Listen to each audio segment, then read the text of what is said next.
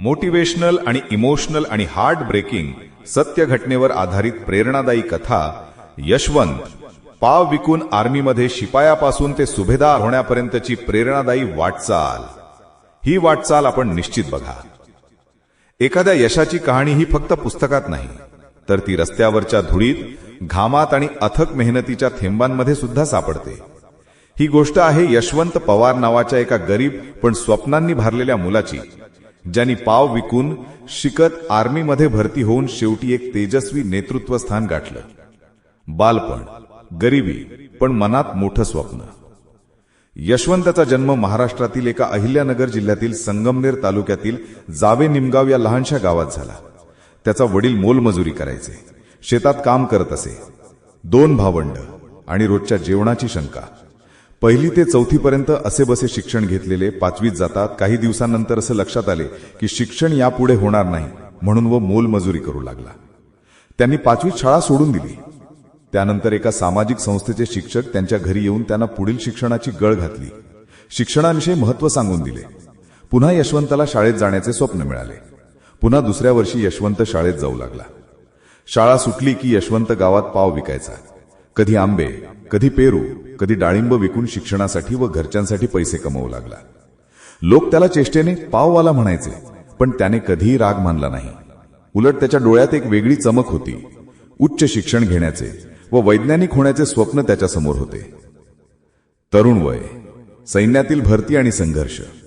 BSc final असताना त्याच्याकडे कॉलेजची फी भरण्यासाठी पैसे देखील नव्हते, त्यामुळे पुन्हा त्याच्या समोर शिक्षण सोडण्याची परिस्थिती निर्माण झाली। अशा प्रकारे खूप विचारत असताना आर्मी भरती सुरू होती असे त्याला त्याच्या गावातीलच मित्राने सांगितले। जवळच्या मित्रांच्या सांगण्यानुसार व मदतीने त्यांनी सैन्य भरतीसाठी सराव चालू केला। अवघ्या 1.5 ते 2 महिन्यात त्याने आर्मी भरतीसाठी तयारी पूर्ण केली। सायंटिस्ट होण्याचे स्वप्न त्याला मध्यंतरी सोडावे लागले। सकाळी पाव विकणे, दुपारी धावणे, रात्री अभ्यास, याच शिस्तीत त्यांना स्वतःला घडवलं। एका भरतीमध्ये तो शेवटी सिलेक्ट झाला, पण वयाचे अंतर बघून रिजेक्शन पर्यंत त्याच्यावर वेळ आली। परंतु खचून न जाता त्याने वरिष्ठ अधिकाऱ्यांशी संपर्क साधून आपल्या वक्तृत्वाची झलक दाखवून यशवंत यास क्लर्कच्या कॅटेगरीमध्ये टाकून सदर अधिकाऱ्यांनी त्याच्या स्वप्नांना बळकटी दिली आणि त्या क्षणाने त्याच्या आयुष्याची दिशा बदलली। त्याने लिपिक शिपाई म्हणून सैन्य सेवा सुरू केली। कारगिलच्या सीमेरेषेपासून ते राजस्थानच्या रणात त्याने जीव तोडून सेवा दिली। त्याचा धाडस, निष्ठा आणि कामगिरी पाहून त्याला पुढे प्रमोशन्स मिळत गेले। आत्ताच झालेल्या ऑपरेशन सिंदूरमध्येही त्याने मोलाची कामगिरी बजावली। शिक्षण आणि सैन्यातील यश। सेवेच्या दरम्यान त्याने स्वतः शिक्षण थांबवलं नाही। त्याने आपली पदवी पूर्ण केली, सैन्याच्या विविध कोर्सेसमध्ये अव्वल नंबर मिळवले आणि प्रमोशन घेत गेला। आता तो सुभेदार झालेला आहे। काळानुसार तो शिपाही, हवलदार, मग सुभेदार आणि पदावर पोहोचला। आजचा यशवंत एक प्रेरणादायी नेता।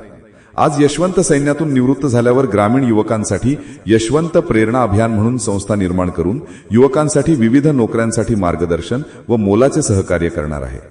सदर कथेवरून असे लक्षात येते की स्वप्न एक सत्य बनण्यास मेहनत आणि चिकाटीची खूप आवश्यकता असते। ही कथा एक सत्य असून प्रत्येकाला प्रेरणादायी व पुढील जीवनाच्या वाटचालीसाठी एक गरीब व होतकरू मुलाचा आधार बनेल।